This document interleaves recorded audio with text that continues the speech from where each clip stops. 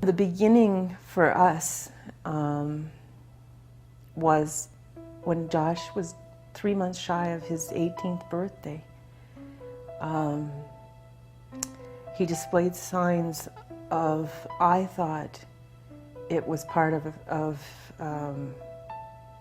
growing hormonal, that he was dealing with his father's death, that he had died in 2002, and he was still working on issues. And when things started to elevate to not just manic behavior became over the top. You could not reason with him. He had thoughts of grandeur, that nothing could stop him. Just so far out there, it was unreasonable. And I didn't dare disagree with him because the rage would come. And so I was perplexed to what was going on. I had never been around someone bipolar, didn't even think about that he was. But I wanted to hide it. That was my first instinct, was mothers protect. I was going to take care of it, I thought. And it wasn't until July that I started to face the facts that he was taking off in the middle of the night, could not sleep. And then I finally, when the police woke me up in the middle of the night, towards the end of July, when he had phoned them and asked to do drug bust with them, that he was from the States, that he was undercover, that I realized they said, you know, they were really God sent, because they said, either you take him in or we'll take him in. That's your choice. There's something mentally wrong with your son. And I had to face the fact that there was. So we took him to the hospital. He was in there for a month. So they worked on him with antipsychotic drugs and stabilized him. Took close to 2.5, 3 weeks with the lithium when he started to come back again. He came home in October and was relatively stable, but not happy. He was pretty sedated, and he wasn't about, he didn't have the same Josh, and he maintained from the time he got out of the hospital, he was on lithium from 18 till he was 20, and he never really was himself that whole time. He struggled. He would maintain that there was tightness in his chest, that he felt poorly. You know, his health, he didn't feel strong and vibrant, and that he did in the past before the bipolar had surfaced. So we'd always go back to that. Well, we need to be on this. This is the only thing that will work. You know, it takes a while for the body to adjust to it. You will adjust. And it didn't happen. It was a constant battle to keep him on the lithium, because he did not like the feeling when he was on it.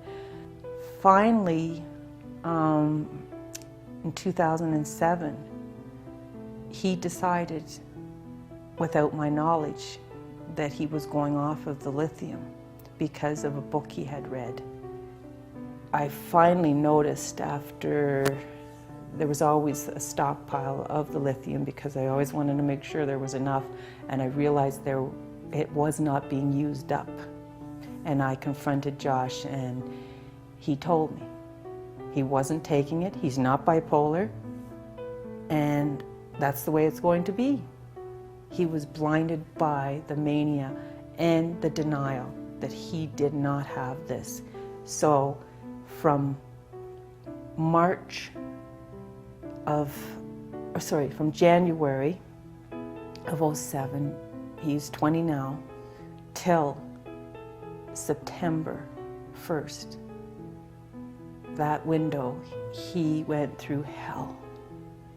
We all went through hell.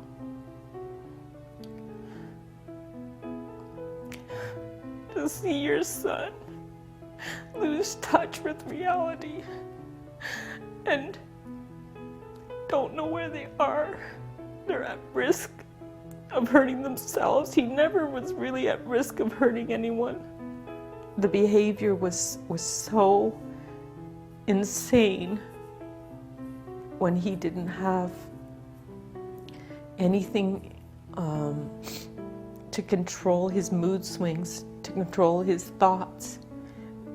He was cycling and spiraling out of control. His behavior, everyone was worried, sick, that he was going to end up dead.